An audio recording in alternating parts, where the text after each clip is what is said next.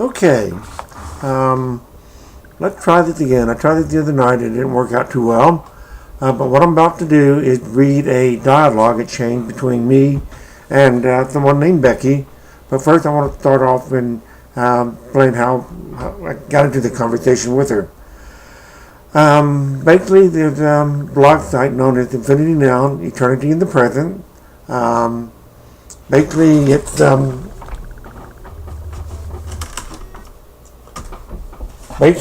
the same guy who wrote this book, Jesus Unplugged, Bert Gary. He's the son of a former neighbor of mine who used to live across the street from me.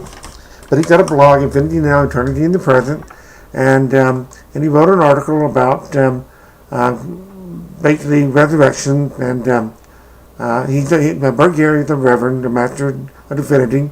His father is a doctor of theology, which is in addition to master of divinity, which has its emphasis on human psychology.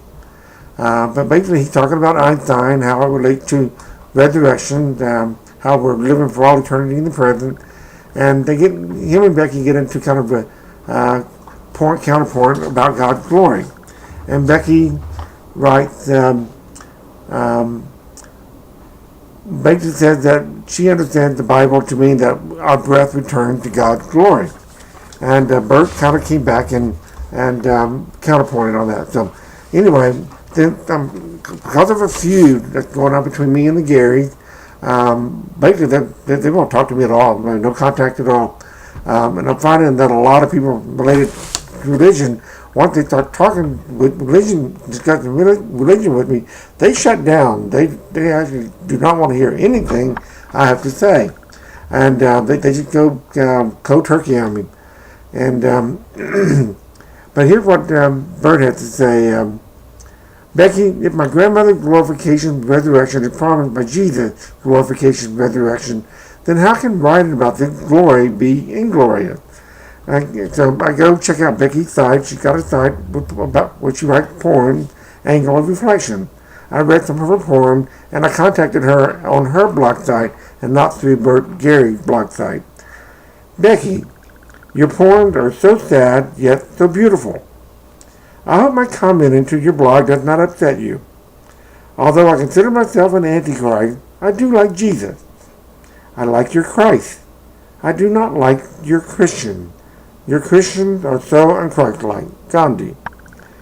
One can be a follower of Jesus without believing in the divinity of Jesus Christ.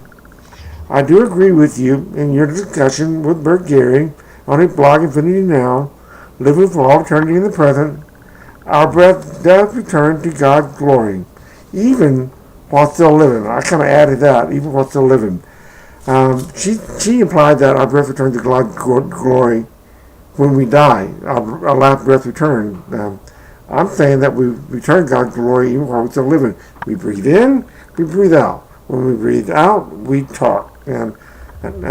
So, by myself, I can do nothing. I judge only as I hear. And my judgment is just, for I seek not to please myself, but him who sent me. John 5:30. Your poems are indeed beautiful prayers. Simply Jim, that's my signature, Jesus, Joseph, and Mary. Becky writes back to me. She's one of the few who does. Hello, Simply Jim. Thank you for your consideration of my poetry. I forgot about this website. I probably should take it down because these poems are mostly about the struggle I went through before I became a true Christian and studied the Bible on my own or as the Holy Spirit led me to do it. I do believe in the deity of Jesus Christ. There are many people named Jesus now as well as back in the first century, but only one Jesus had a book written about him and stood out enough to have a gospel written about him. And if I believe in that Jesus, I must believe in what he says about himself and what he quotes from the Old Testament. Miracles happen all the time. Things that we can't explain by common or normal understanding. When I came across Bert Gary's article, it reminded me of my past walk on this journey. You can read my contradictions in my post, can't you? It's like my contradiction in some of these poems that I wrote. I've come a long way in my walk since then, and if there is one thing I'm convinced about, it's Jesus' deity. There is something in all of it that needs to believe in immortality. I don't. God put eternity into our minds and hearts when he made it, not mine. Try reading the Holy Bible with an open mind and heart, and if you believe in prayer, I don't, then ask for answers with an open mind and heart. Jesus said, ask in my name, and you will receive. Keep knocking, and the door will be open to you. Develop a relationship with Jesus, the Christ, and let him love you as one of his own. This is my prayer for you, Jim. God bless you. And all this, read the Bible, open mind and heart, all I can think of is this song. And he walked with me, and he talked with me, and he told me I am his own. And the joy we share as we tarry there, none has ever known. Obviously, I can't sing, but I'm not even pleasant to listen to either while I read. But bear with me. Try to listen to what I'm trying to say, and not how I sound. You can do that with anybody. You can stare at anything long enough. You can see them, hear them anywhere you go. Okay. So I wrote back to her. Thank you for responding back to me, Becky. The very thought that you think you should take the forgotten poem down because they represent a part of your past you prefer not being reminded of is the very problem with the rest of everything you had to say about your belief that Jesus is Christ. Not all of us can express our sadness, grief, confusion as creatively as you did. They serve a purpose once for you helping you get to where you are today. They can still help others the same phase in life you once were, getting where they need being. Without the creative outlet, you could have been bipolar, unipolar, depressive, exhibiting manic behavior, etc. This phrase you use, true Christian, such an oxymoron, as Jesus himself is not dictating what is and what is not a true Christian. And when I was first trying to read it, Christian Math Anonymous, by the way, I'm not anonymous. My name is James Edward Avery, Doctor of Veterinary Medicine. I am a multicultural identity deviant culture. Again, that's me. I am a multicultural identity deviant, Sigma.